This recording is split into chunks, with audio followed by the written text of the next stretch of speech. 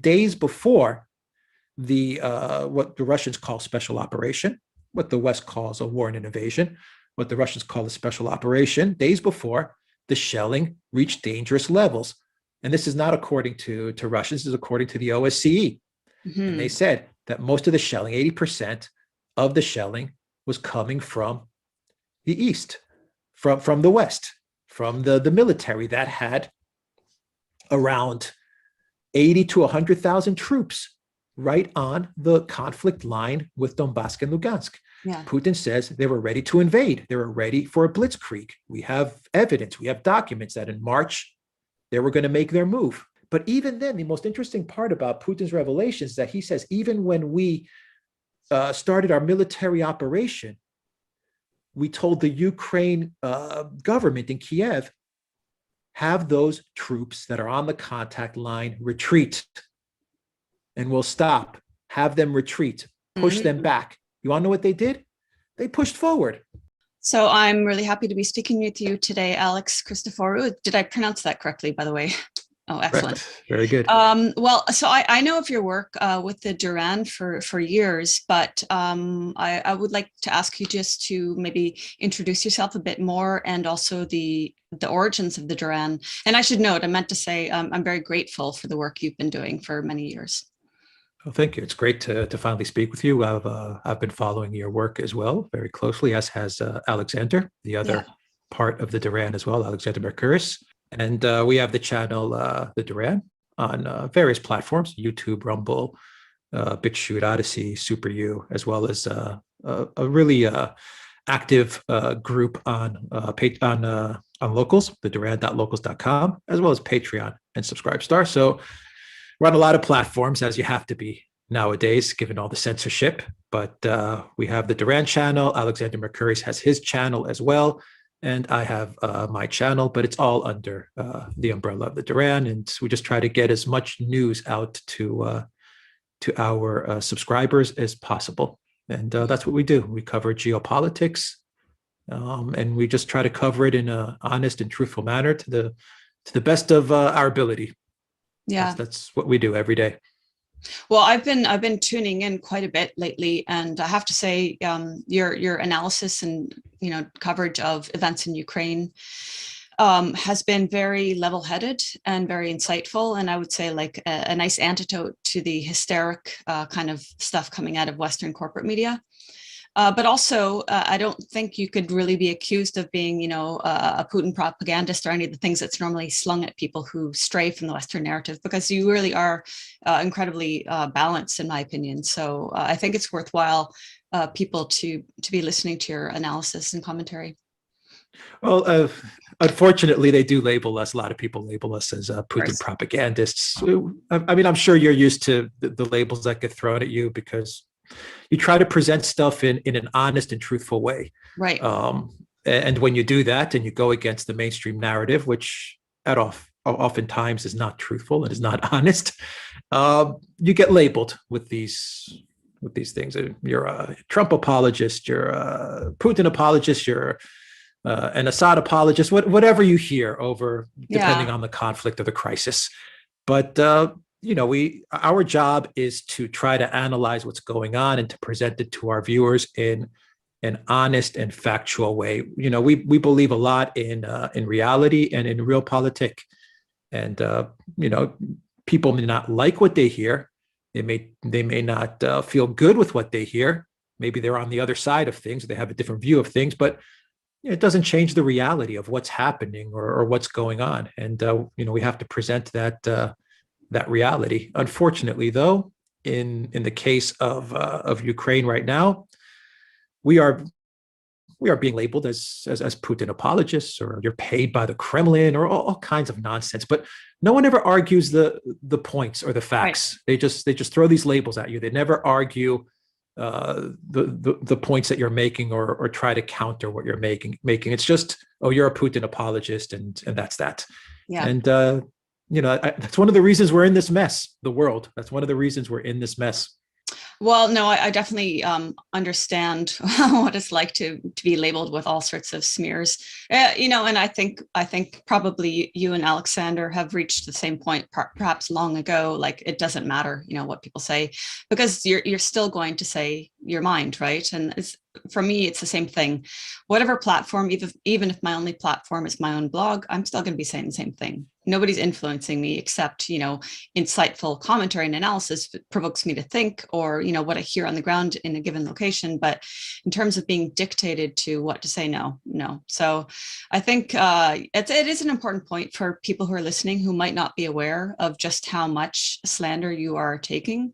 And how it really, like you said, it doesn't present any argument. It's just meant to tar your reputation and cause people just not to listen, period, to what you have to say.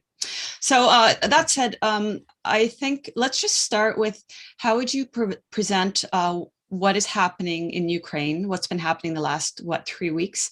But of course, with more context than just late February 2022, how would you present that to your average Western consumer of Western corporate media who is getting this narrative that out of the blue, Russia is invading its neighbor, the democratic nation of Ukraine, et cetera, et cetera?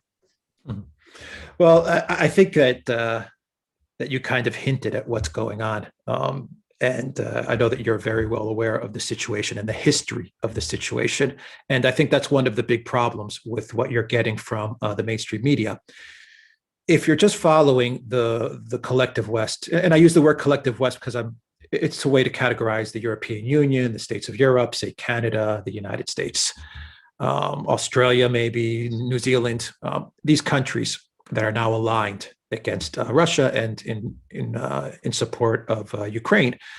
The narrative is that all of a sudden Putin, this madman, this man that wants to recreate the Soviet Union, decided for crazy reasons, because he's a dictator, he's the next Austrian painter, we can say the word. He's this next supervillain. He decided to invade Ukraine. There's no context. There's no reasoning. It's just the usual. He wants to recreate the Soviet Union, and he's hungry for power. And pretty soon he'll be marching all the way to Portugal. And that's the narrative that you get. And this happened all of a sudden. It's a war that's only been taking place for 3 weeks, and that's that. And everyone has to support the democratic country of Ukraine and fight back against the evil, authoritarian, tyrannical dictator, the most evil man in the world, which is Putin. He's now the most evil man in the world. Before it was Assad, and then it was Gaddafi, and then it was Saddam. And okay, so now he's the most recent man to be dubbed the most evil man in the world, right? Okay, that's the collective West narrative. If people want to believe it, that's fine. I'm not saying don't believe it, but that's the narrative that you're getting. This happened all of a sudden for these reasons. If you look at it from the Russian side of things, this is a conflict that has been going on for decades with regards to NATO and NATO expansion, going back to Putin's speech in Munich at the Munich Security Conference, I believe it was 2007 or 2008, where he told the West, do not expand any further. This is a problem for us. Ukraine, Georgia, all these countries must not get into NATO. It is a security risk for us. And we want, as Russia, we want security guarantees.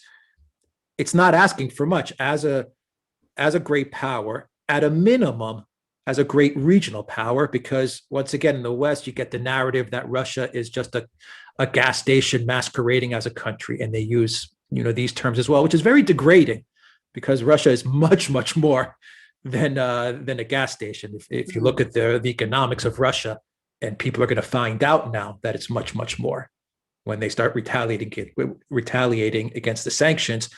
A lot of people, unfortunately, are going to learn that it's much more than just a gas station.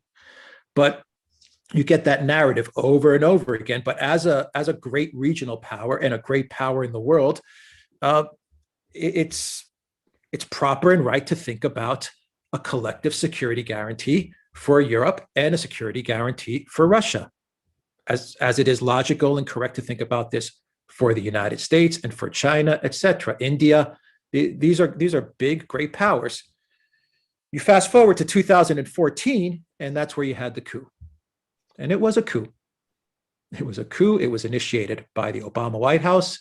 It was initiated by Vice President Joe Biden. It was initiated by Victoria Nuland. You had Jeffrey Pyatt, the US ambassador in Ukraine, and you had John McCain, a US senator, flying into the Maidan Square to egg the people on in this revolution of dignity is what they called it. But it was a coup. It was a coup d'etat. I'm not saying there were not problems in Ukraine. Ukraine's had problems since it was since the Soviet Union dissolved. It's had problems, and it hasn't been able to overcome those problems. Whether there are problems with the leadership, whether it's corruption, you name it, it has not been able to stand on solid footing. And in 2014, it all crumbled. I remember you had the Sochi Olympics, so Russia was distracted as to what's going on. They kind of got caught flat-footed. And the Obama White House, with the help of the European Union, they removed the internationally recognized, democratically elected Yanukovych. Now, I'm not saying Yanukovych was a good president. I'm not saying he wasn't corrupt. Many people say he was. I don't know. He probably was. Was he a good or bad president? Maybe to some people in the West, he was a bad president. Maybe to people who voted for him in the East, he was a good president. It doesn't matter, though. He was democratically elected. And when they removed him from office, you ended up with Yatsenyuk and some very far right radical forces as well, moving into to fill the power vacuum. And Yatsenyuk was the guy that Victoria Nuland and Jeffrey Pyatt, in their telephone call that was leaked to the world, they were the guy that they installed to head up this interim government. Then you came with Petro Poroshenko, the oligarch, chocolate king billionaire, who then came in.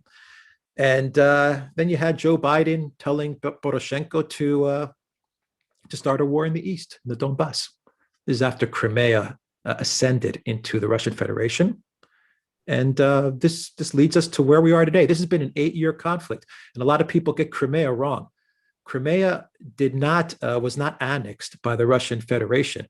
Russia did not invade Crimea. They didn't need to invade Crimea because they already had troops there. And all the troops did is that they just safeguarded the area so that people could exercise their democratic right to vote for their future.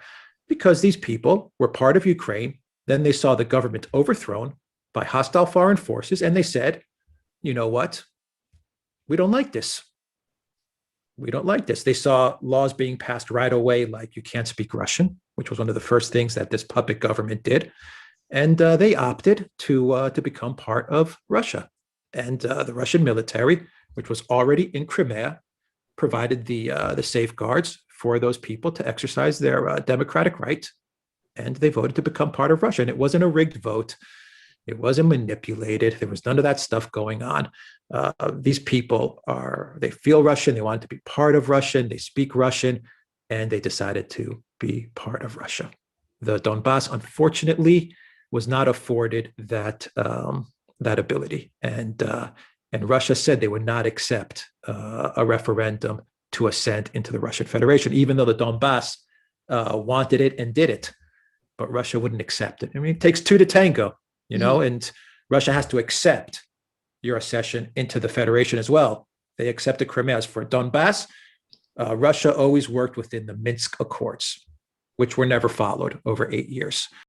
It brings us to where we are today. So long story short, the West sees this as a 3-week conflict.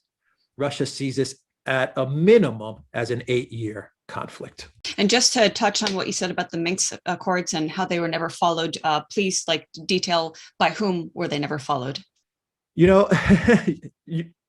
weren't followed by Ukraine. Right. Why were they not followed by Ukraine?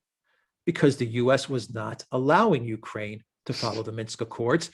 And even worse, Angela Merkel and the French at that time, Hollande, Macron, after Hollande, the US was putting pressure on the Germans and the French to not put pressure on the Ukrainians to follow the Minsk Accords, because we can't forget Germany and France, they signed on to the Minsk Accords. The US was not involved, but Germany and France were guarantors of the Minsk Accords. In other words, they had to make sure that Donbass and Ukraine followed through, and Ukraine would not follow through.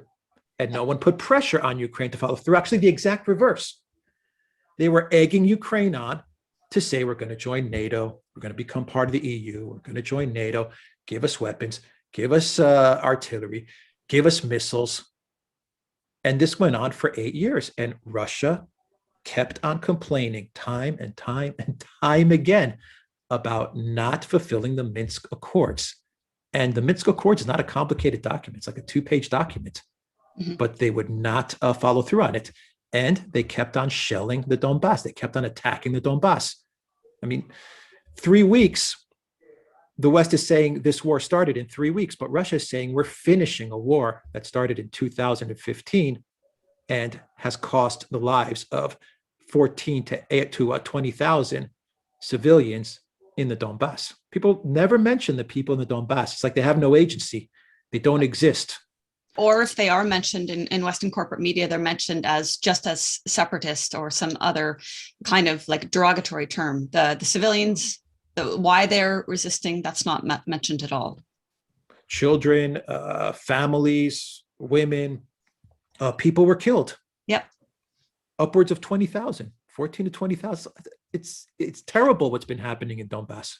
And if I may, I went there just for under 3 weeks in 2019, in September 2019. And I did go to 3 or 4 villages that were 400, 500 meters from Ukrainian forces that were being shelled by, including with heavy weaponry prohibited by the Minsk Accords on a nightly basis, also sometimes during the day. But they said it happens more during the night because the observers are gone and Ukraine can unleash hell upon them, and they do.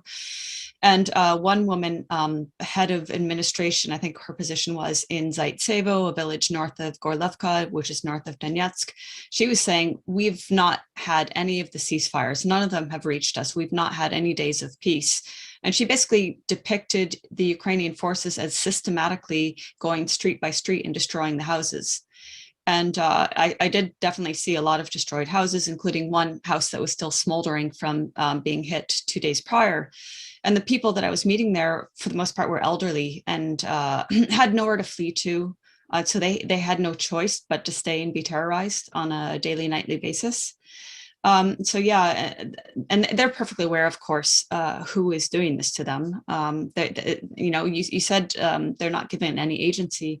You're right. The Western media has totally despaired them, like they did the Syrian civilians, by the way, right? Who actually support their army and President Assad. Same thing, they were disappeared because it didn't fit the Western narrative.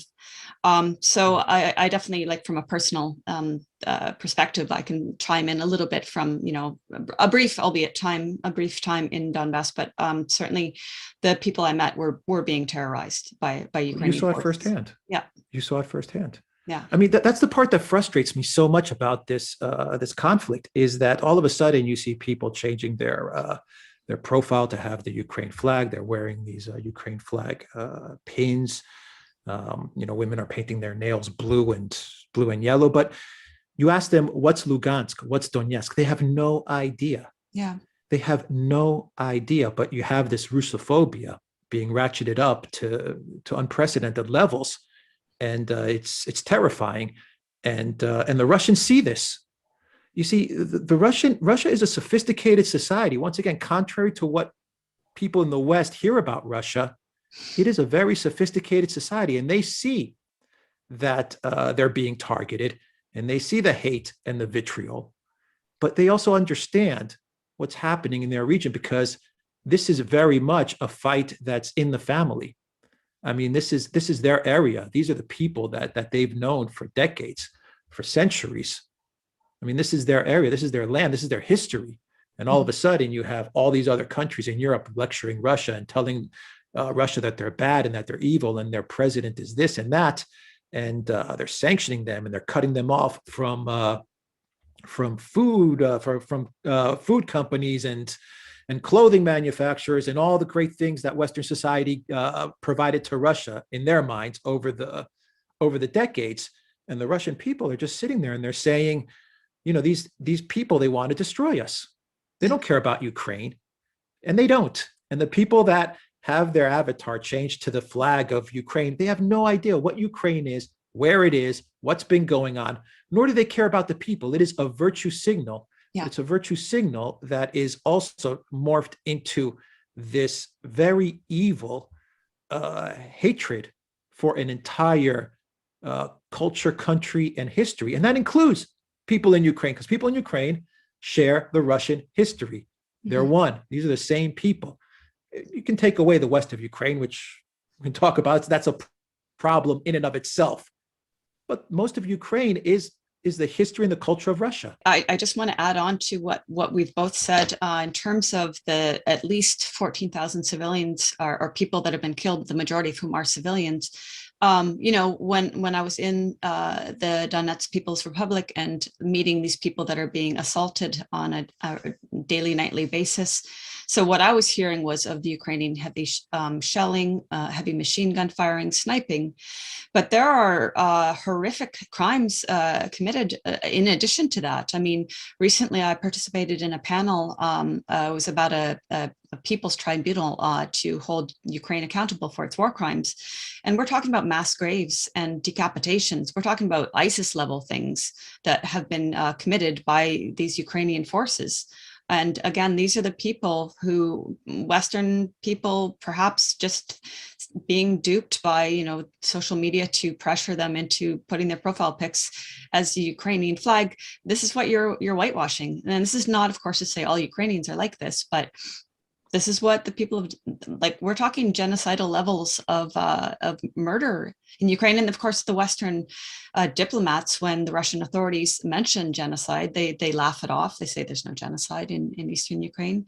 But the other thing I would like you to address, again, with regard to this whole solidarity with Ukraine, are you in solidarity with the actual people within Ukraine who are being oppressed by these far-right forces, including journalists who are being imprisoned, tortured, assassinated, including civilians who might have sympathies, just sympathies for the people of the Donbass who have been imprisoned, tortured, assassinated? These are not random things. These are things that have happened quite a lot in Ukraine. So what I'd like you to discuss, Alex, is you mentioned earlier far-right forces. Could you flesh out what exactly that entails? Because I think people in the West, if they think far right, they think of Trump or something like that. But we're talking serious, whatever you want to call them, whether neo-Nazis or nationalists or whatever, Azov brigades.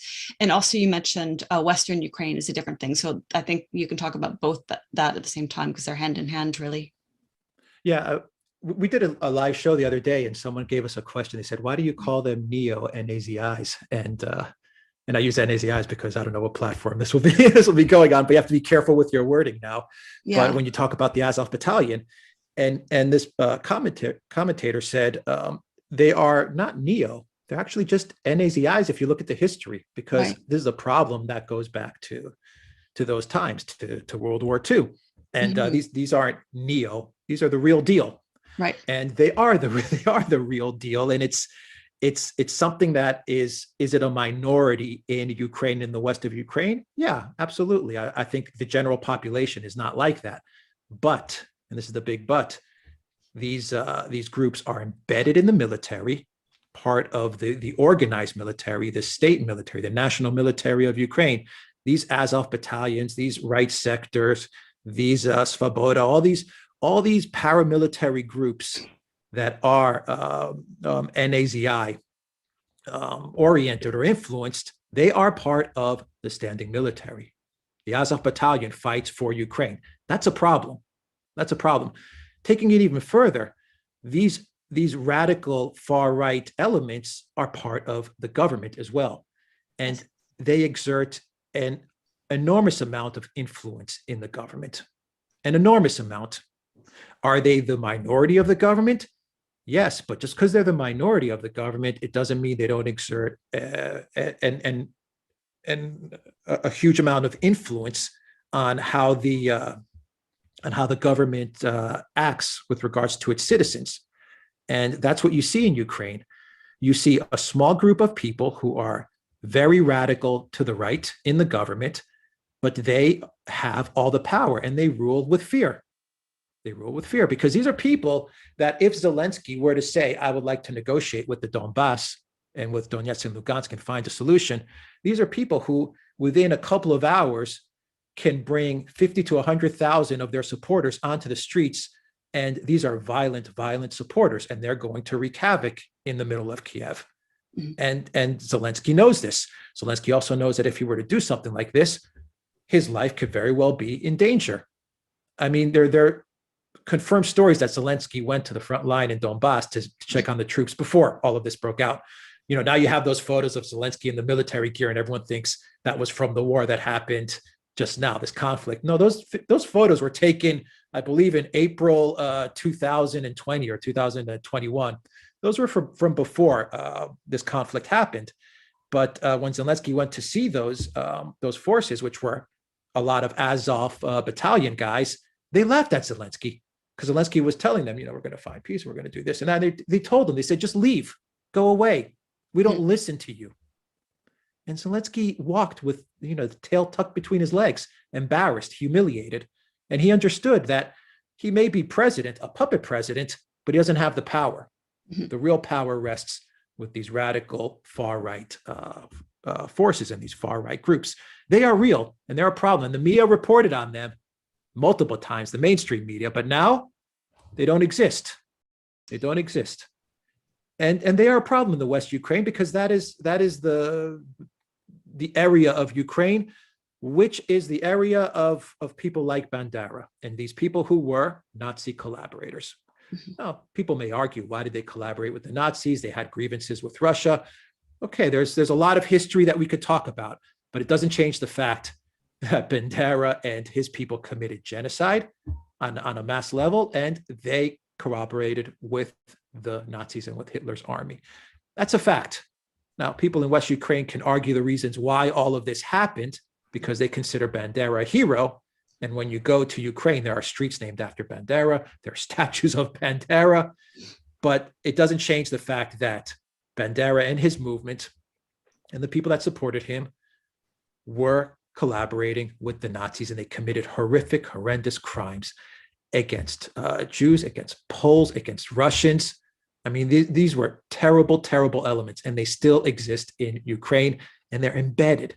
They are embedded in the military. They're embedded in the government. You hear from so many people, oh, well, there's far-right forces in the US or in every country. Okay, there are, but they're not embedded in the military to the extent that the Azov battalion is. I'm just talking about one battalion. They're not in government, and they don't exert an extraordinary amount of power in the government as well. I mean, can you imagine in the US if you had guys with swastika tattoos on their chest in Congress giving speeches? People would freak out. I mean, they do freak out. When you say Trump or someone wears a red MAGA hat and people freak out. This goes far, far beyond a MAGA hat, far beyond. But, you know, the fact that the Western mainstream media and leaders of Europe and the US support these people and are trying to whitewash these people is sickening. It's sickening, but it also follows the playbook of Syria. Yeah. And they did the same thing with moderate rebels, and no jihadists here. Right. No ISIS here. These are moderate rebels, and we need to support these moderate rebels. Oh, no, I don't know what you're talking about, jihadists. I don't know what you're talking about, the horrific things they're doing. No, these are moderate rebels. These are white helmets. They're doing the same thing in Ukraine. They're running the same playbook. And I'm positive that the Kremlin knows this as well, because they were instrumental in helping Syria stand on its feet. And they understand the playbook that's being run. Unfortunately, when it comes to the media, you know, all that power lies in the West. You know, as for the playbook, you're right. It's there are so many parallels. Israel arming and giving medical care to quote unquote rebels in Syria, Israel arming these extremists in Ukraine. the media whitewashing of their crimes, and insisting that they're peaceful creatures that are just bringing democracy. From the very beginning in Syria, these non-moderate, non-rebels were terrorizing the people of Syria, the civilians. They were committing massacres from the very beginning. Because I know Western narrative is like, well, yeah, it was a peaceful uprising, and then around mid-2012 they armed themselves because evil dictator, blah blah blah. But that's not true. From the very beginning, they were committing massacres against the Syrian people. And honestly, if you go and you talk with Syrian civilians, most of them don't differentiate between FSA, al-Nusra, ISIS. They're all the same because they're all committing these heinous massacres. So, whereas our media tried to say, well, no, these are moderates, these are not. No, they're not. And also, maybe you can talk about, you mentioned McCain earlier. He also went to Syria and met with some of these terrorists, if we recall that, right? Same people. And then as far as the playbook, do I need to say more? You said it. The same people, the same playbook. Same faces. And as far as the media, we're seeing like the same sort of repetition of propaganda we had on Syria, hospitals being bombed, maternity hospitals being bombed. Ironically, in 2016, I was in Aleppo before it was liberated. And I met the director of a private hospital, Dabit Maternity Hospital, which actually was bombed by the terrorists. And the media didn't report on that. It was hit twice, actually. Once it was hit pretty majorly. I think 3 women were killed. The next time it was hit with a mortar like a week later. Media didn't talk about that. They didn't talk about the Kindi Cancer Hospital, which was like the largest and best in the Middle East, which was completely destroyed by, I believe it was truck bombing in 2012 or so, of course, by the terrorists. And then they manufactured all these stories about hospitals being bombed. And maybe you could speak about, is it in Mariupol, where they claimed there was a hospital? So, but just before you do, I'll just give the precedent of in Eastern Aleppo, there was the Children's and Eye Hospital complex, which was bombed. But why was it bombed? Because the terrorists had, including ISIS, had taken it over, used it as military headquarters, had gutted it completely, and were using it as military headquarters, and had prisons underneath, including torture chambers, where they were torturing Syrian civilians and holding them before the Sharia court, where then they would either be kept longer or killed. So there was a reason for targeting those hospitals, because they were no longer hospitals. They were military installations of the terrorists. But as for the hospital in Mariupol, maybe you can talk a little about that. Yeah, I also want to add they're running the same chemical weapons false flags that they ran in Syria. They're running the same exact thing. On the other side, though, the Russians are running a lot of the same military operations that they were running in Syria. They're running the same in Ukraine in order to achieve their objectives.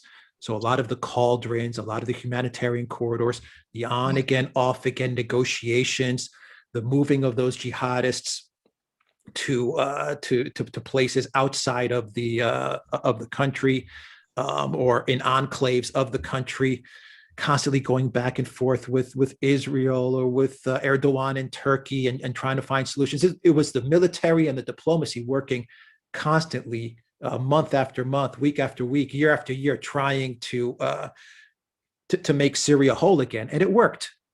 And credit is given to the Russians, absolutely, because I remember reports where, they were saying that ISIS was 12 kilometers away from Damascus at one point, and that's when the Russians stepped in. I mean, you know much better than I do, but the Russians stepped in, and the Iranians stepped in, but the Syrians really fought, and they fought for their country, and they won. Mm-hmm. Yes, they got support from Russia. Yes, they got support from Iran, but they won. And today or yesterday, Assad is meeting with the UAE, which is historic, and I believe Syria is going to be invited back into the Arab League again. They are back on the international stage. It's a significant event, and it shows that all the Assad must go memes that we saw on the internet, where you had Obama saying Assad must go, and then you had Cameron saying Assad must go, Nikki Haley, Assad must go, Samantha Power, Assad must go, Merkel, Assad. They were all parroting the same line. Assad must go. Assad is still there. Yeah. Syria is free. It stood on its 2 feet, and it fought.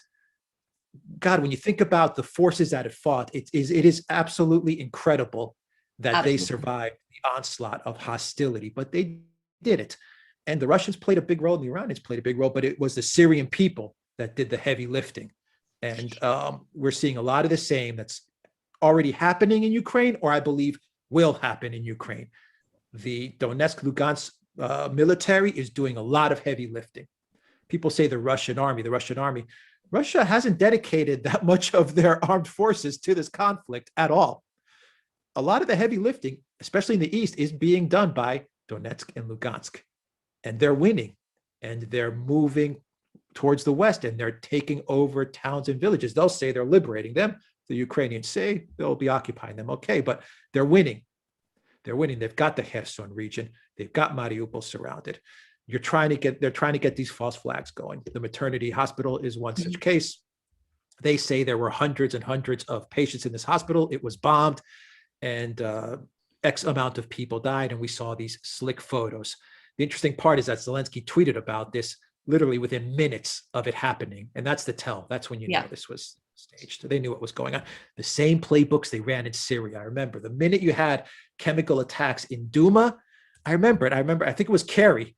Kerry gets out on stage, and correct me if I'm wrong, but someone in the White House gets on stage right away, like within an hour or two. And all of a sudden, Assad did it. Right. Assad did it. We don't have people on the ground. We don't have forensic investigators there, but we know. Yes. But we know right away. And they're doing the same thing, and they did the same thing at that hospital in Mariupol. And we found out that one of the girls there that was in these photos, which showed the event that took place in the bombing, it ended up being an Instagram influencer. Right. She was supposed to have been a pregnant woman, right? And supposed to a pregnant woman. Yeah. I actually think she is a pregnant Instagram influencer. You have her page there and everything. It's there for the whole world to see. And a lot of people ask, if this was a hospital that was occupied by hundreds and hundreds of people, why does the official, and this is what the Ukraine is saying, the official death toll was 17 people. But were they Azov people? Were the Ukraine military? Who were these people? If this was a hospital full of hundreds and hundreds of people, what's going on here?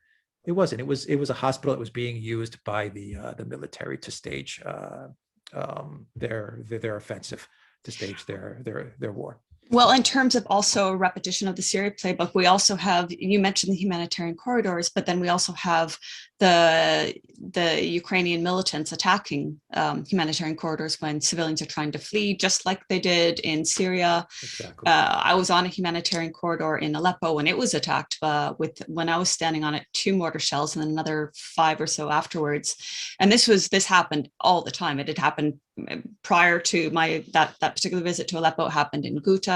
You had videos coming out of Syria of Syrian soldiers literally putting their bodies on the line to protect civilians from the firing of the terrorists as civilians fled along humanitarian corridors to the safety of the Syrian army. And who did they blame? Who did they blame? Well, of course, the Western army, Russia, Assad. And by the way, I just wanted to touch on what you said at the beginning. Now Putin is the biggest villain, and this is like, I don't need to tell you, but to listeners, like, this is what the media does. They have to vilify the leadership to an extraordinary degree to make the West like just internalize a hatred for them without even understanding why they think they hate them. When in fact, like, I can't speak about Russians. I'm still new to Russia. I can't speak about Putin's popularity. Maybe you can, but I can say in my experience in Syria, Assad is loved. He's beloved in Syria. Yes, there are the Muslim Brotherhood types that obviously don't love him, but the majority of Syrians do love him. And that's something I've been saying since my first visit in 2014. And I visited right after the elections then. And during those elections, I was in Beirut waiting for a journalist visa. And I had to wait well over a month, but I finally did get it. And in the interim, the elections happened. So I went to the Syrian embassy in just outside of the center of Beirut. And the highway was clogged with vehicles going to that embassy. And it stayed open until midnight, not till 7 p.m. as was scheduled, to accommodate all the voters. And it opened for a second day, which was not planned. And so, you had people in the West saying like, well, they were forced to vote. Well, explain how they were forced to vote in Lebanon, right? Explain that. That doesn't make any sense. And then a week later, I was in Syria, in Homs, which at the time had been called the capital of the revolution. And in Homs, there was a massive street party celebrating a week after the fact. And then fast forward to 2020, I went back for those elections. And, it was pretty remarkable to see Assad in Duma, where the alleged chemical attack did not take place, and surrounded by people in Duma, which is a more conservative area, by the way. It tends to be more like Sunni Islam. So, the West would paint these as people who hate the Syrian government, and they were out in the streets dancing and cheering. And I went to Duma with a media delegation shortly after, saw the same thing, and then the Umayyad Square, when the election results were announced, it was just alive with like insane amounts of cheering and enthusiasm. So I know Western commentators say that's staged, but that's just nonsense. If you want to believe that, fine. But I know from my time, which is extensive, like 15 trips to Syria since 2014, I know that the Syrian people actually do overwhelmingly support Assad. That's not to say they don't have criticisms of the government and want change, but he isn't the issue, Yeah, I completely agree with you. I mean, look, I don't know Assad. I don't know Putin. I don't know the Prime Minister of Greece, Mitsotakis. Do countries have problems? Yeah, absolutely. Are these leaders good or bad or in the middle? I don't know. Right. I don't know. But, there are leaders that seem to do a good job for their country, and there are leaders that seem to not care about their country. I think Assad has proven that he cares about his country. He cares about his country. Does it mean he's a good administrator or he does a good job with the economy, etc.? That's for the Syrian people to decide. And I say the same for Putin when it comes to domestic issues. But are they capable, smart, intelligent leaders? Yeah, heck yeah. People forget Assad is a man of the West. Him and his wife are, I believe, they are from educated in the UK. The guy's an eye doctor. He's not a dummy. He doesn't come from some he's not some TikToker or some guy that studied basket weaving in university. No, these people are educated, capable people, and Assad is an educated, capable person. And I hate how they paint all these. He's a butcher and he gasses his own people. It's absolutely ridiculous. It's the way it's what they use to demonize these leaders, and they do the same for Putin. Putin's a KGB spy. He's nothing of the sort. Did he work in the KGB? Yes, but he was a lawyer. He was an administrator. He was a paper pusher. That's what he was. He wasn't some guy in East Berlin running these big spy games like people in the West like to romanticize about it. No, he wasn't anything of the such. He was a guy that was probably working in some office, in some desk, doing administrative work. He's a trained lawyer. He is a trained lawyer. He's a smart guy. He's not crazy. He's not unhinged. Assad is not crazy. They're not unhinged. They are. Are they patriots, or maybe what you would say in the US, nationalist? Yeah, if it means loving your country, yeah, but so was Trump. You can make the argument. You can say that Trump is someone who loves his country and is a nationalist. You can make that argument. You can or say any Israeli prime minister. Any Israeli, yeah, exactly. And that wouldn't be a problem for people in the West. Yeah, and it shouldn't be. Let the people vote. If the people want someone who's more on the right and more nation state, okay. If they want someone who's more on the left or more liberal progressive, okay, but that should be for the people of that country to decide. The fact that they always say about elections, this was rigged, Crimea was rigged, Syria was rigged. Brexit was rigged. Was Brexit rigged? If it doesn't go their way, it's rigged. Yes, Brexit was rigged, I hear. Joe Biden, 81 million votes. 81 million votes. It took them, 1 week to figure things out? 1 week. 1 week to figure out those votes in those 5 states. So they censored, the US, big tech censored a sitting president of the United States. They have zero basis to complain about Putin or Assad or anybody. And when they sit there in their panels on Fox News, and they talk, oh my God, I can't believe that Russia is banning Facebook or they're banning liberal media, which they're not really banning all of liberal media. That's false. But anyway, if they say that, I laugh because I say, what do you guys censored? You deplatformed your own president. What are you guys talking about? Your own president. Not me, not you, not some guy off the street, a president. Hunter Biden's laptop now is real. It's real. New York Times admits it 2 years later. It's ridiculous. It's absolutely ridiculous. But I agree with you. It frustrates me. It's frustrating when you see this stuff going on. Getting back to events in Ukraine, let's see. You have an American based in, I think, in Kharkov. Is that the right Yes. pronunciation? Yes. Gonzalo. You're Now, talking about Gonzalo. yeah. So can you Yes. just tell, From like, Chile. I've I seen. think he's Chilean. Yeah. Okay. We'll see that. That just goes to emphasize what I was going to say. I don't know anything about him. Can you explain, like, who he is? Because he seems to provide some very insightful commentary when you and Alexander have him on. So, who is he? How long has he been in Ukraine? And maybe, like, what kind of insights have you gleaned from him? Yeah. I mean, look, I've never met him in person. We were doing shows on the Duran before all of this happened, and he had a different channel on YouTube, and he was a fan of geopolitics in general. He was interested in geopolitics, and that's how we connected. And we did some shows on geopolitics. I don't know what the topics were before all of this happened, but he got caught up in the war, and he was living in Ukraine. He's been living there for, I mean, I'm not sure how long. I imagine many years. I believe he has a family in Ukraine. I believe he married a woman from Ukraine. He has a family there, and he lives in Kharkov, and he loves it, and he likes the Ukraine people. And he just got caught up in the war. But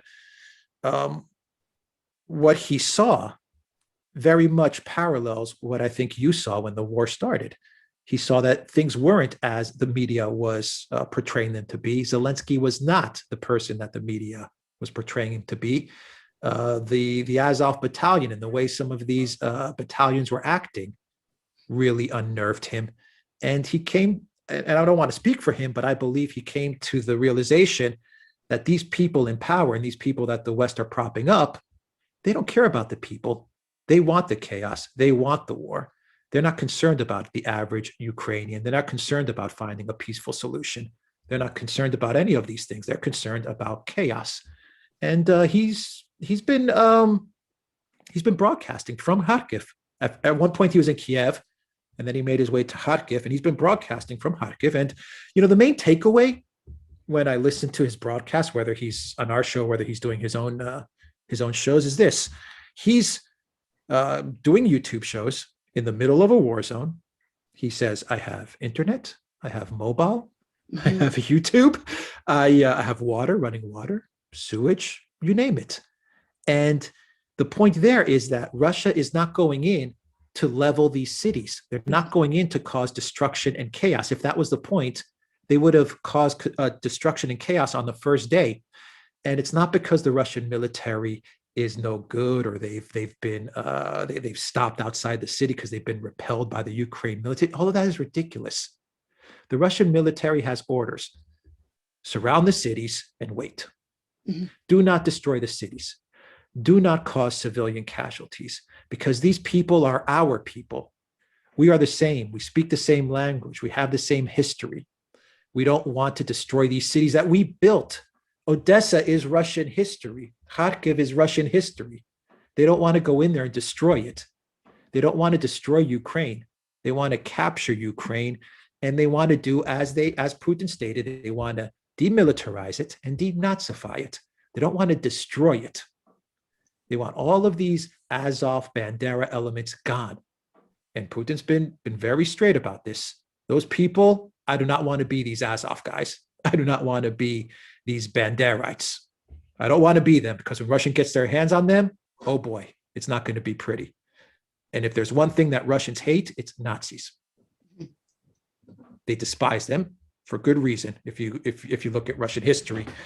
But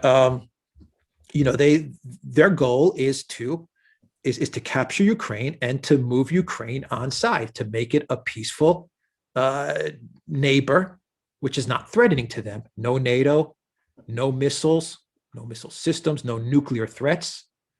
No one talks about Zelensky at the Munich Security Conference talking up how he's going to get nuclear weapons. And Kamala Harris didn't tell him to shut up. Olaf Scholz didn't tell him to shut up. Ursula von der Leyen didn't say shut up. What are these leaders thinking in Europe? It amazes me that you have this Zelensky guy running around in Germany saying we're going to get nuclear weapons, and not one of these super smart European officials or the brilliant Kamala Harris didn't say, Zelensky, shut up, stop. You're going to cause big problems if you go around running your mouth that you're going to get nuclear weapons right on Russia's doorstep. No one told them that. No one. They egged him on. They said, yeah, keep on going. And NATO too. These are just the facts. And, Gonzalo is interesting to listen to, because by listening to him and watching his shows, you realize that Russia is not there to destroy Kharkov, and they're not there to destroy Kiev, and they're not there to destroy Odessa. Now, Mariupol is a different story, because in Mariupol you had, from my reports, anywhere from 12 to 14,000 of the best Azov fighters embedded and entrenched in there, and entrenched over the years. So there they went in hard, but everywhere else they've gone in very, very soft, and they're going in soft for the reasons that I said. They don't want to destroy the country. They want to capture the country. They don't want to destroy it. They don't want to do what the U.S. did to Iraq. They don't want to flatten cities like what the U.S. did to flatten many of the cities in Syria. No one talks about. Right. Raqqa. They don't want to do these. Yeah, they don't want to do these things. They don't. They want to keep the administrative structure in place. They don't want whatever of the military that they can salvage. They want to salvage. They don't want to. What was the process in Iraq? Debathification. They don't want that, because they realize that'll lead to all kinds of vacuums and chaos. So whatever structures they can keep in place, they want to keep in place. That's why they're moving in a very surgical, methodical way. But they're winning. There's no doubt about it. The Ukraine military was decimated on day one. On day one, it was done.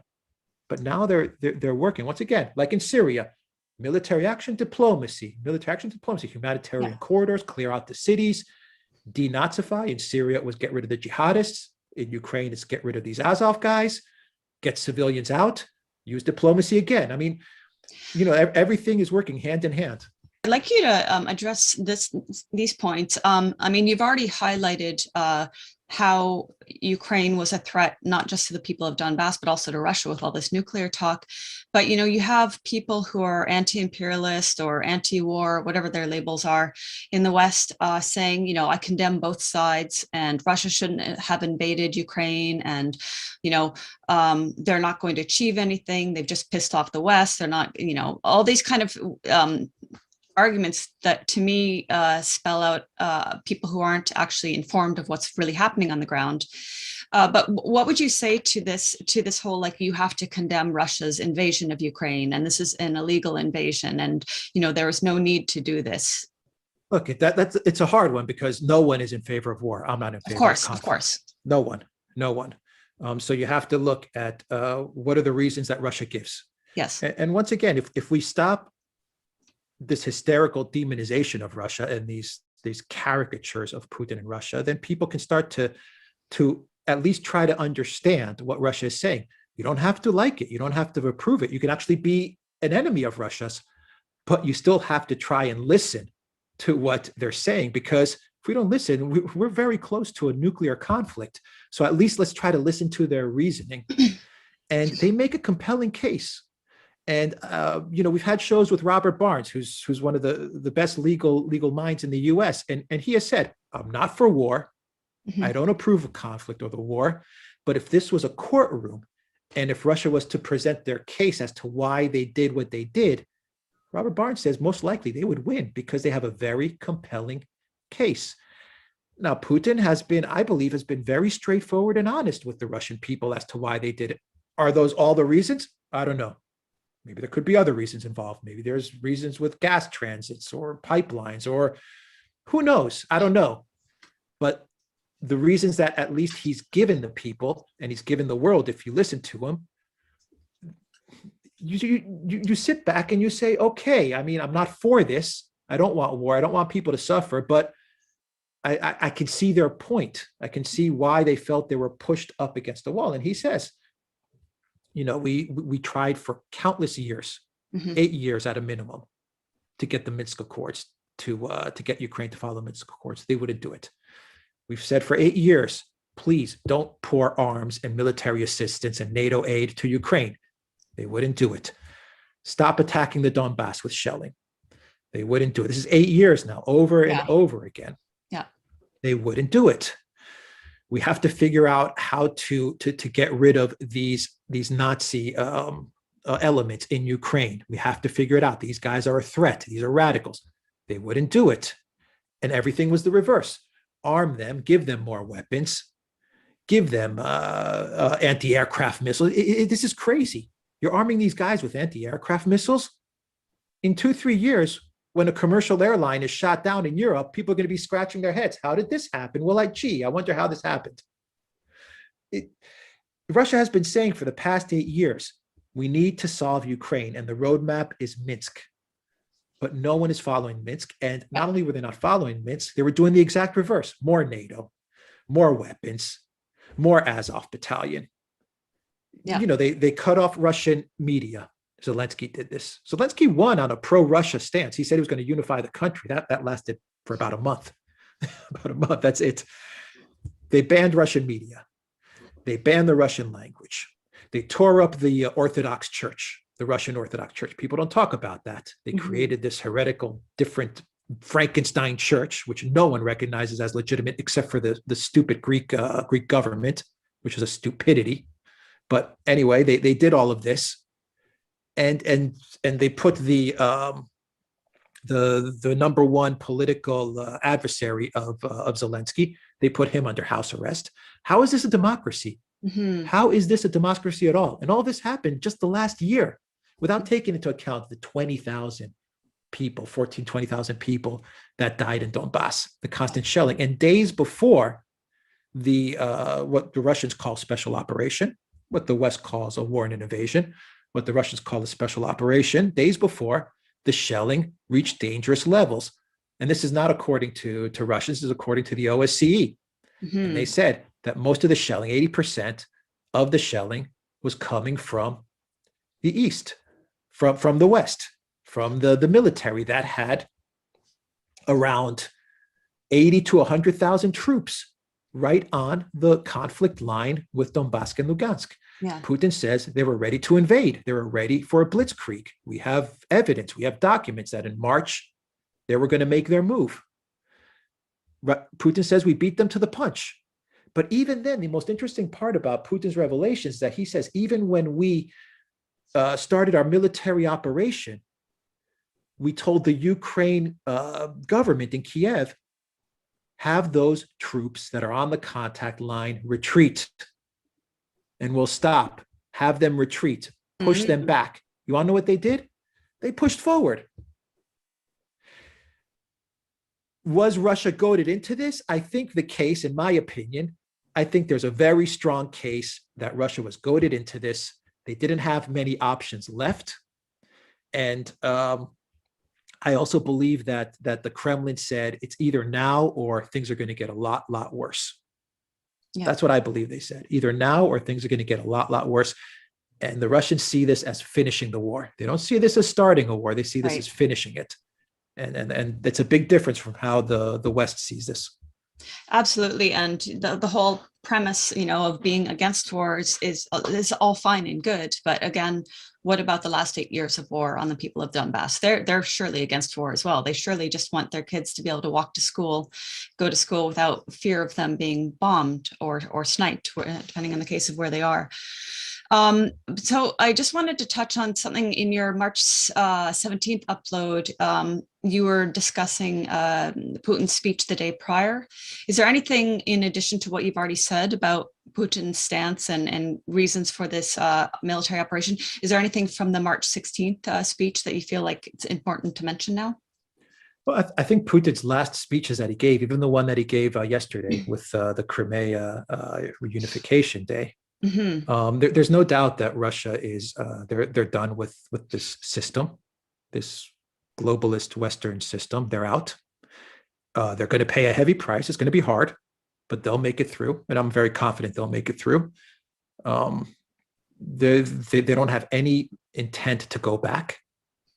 They don't have any intent to do business with the West. They don't want to keep their money or their reserves in the West anymore. They're not going to deal with the banks in the West.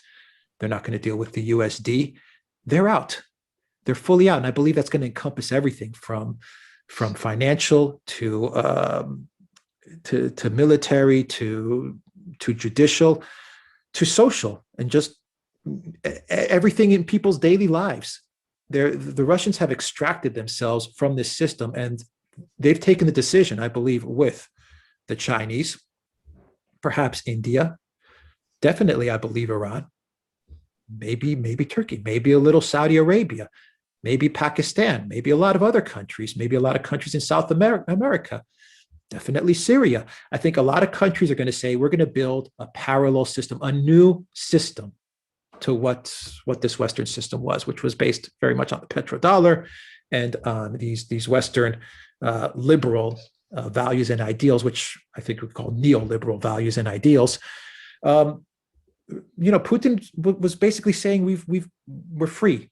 It's going to be hard the next 6 months, but we're free, and we don't want any of what they were giving us before. We don't need it anymore. We can make it on our own, and I thought that was significant.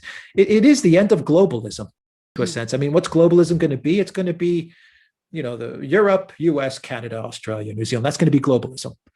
Everyone else, I think, is going to look at this new system with China and Russia and other countries in Eurasia and Belarus and all these countries. They're going to say, this is interesting. Maybe this is more fair. Maybe there's more trust in this system. The Biden White House and the Europeans, I'm stunned at the moves they made. They broke the trust of an entire architecture that they built over decades. That trust, they broke it in the financial system, in the social structure of things. They broke it. They went after central banks. They confiscated people's private property. Abramovich, what they did to him. I'm not saying you have to like Abramovich. Maybe he's an oligarch. Maybe you don't like him, but it was still his private property. They confiscated it just like that. I mean, they've completely a circling firing squad, really. I mean, that's the only way I can describe it. They've done it to themselves. They've done it to themselves. And you know what? Russia's going to be fine in 6 months. I really believe that, because maybe they're not going to get the iPhones. Maybe they're not going to have the McDonald's or the Starbucks or the Zada, but they'll have their own. But what they do have, they have the fertilizer, they have the wheat, they have the gas, they have the oil, they have the metals, the nickel. They have the things that count, and they have China at their back, and they have India at their back. These are rising great power. China is a great power, it rivals the US. India is a rising great power. So I'm absolutely stunned at the moves that the Biden White House and these European technocrats made. I'm stunned. They destroyed themselves. They destroyed themselves. They destroyed their system. They destroyed themselves. And in 6 months, when Russia is getting through this, that's when the real pain for Europe and the United States is going to begin. I mean, they're complaining about inflation now, or gas prices now. They haven't seen anything yet. They haven't seen anything yet. It's the hatred, the emotional hatred came through. They weren't thinking, and everything was driven by hate, and it overtook them.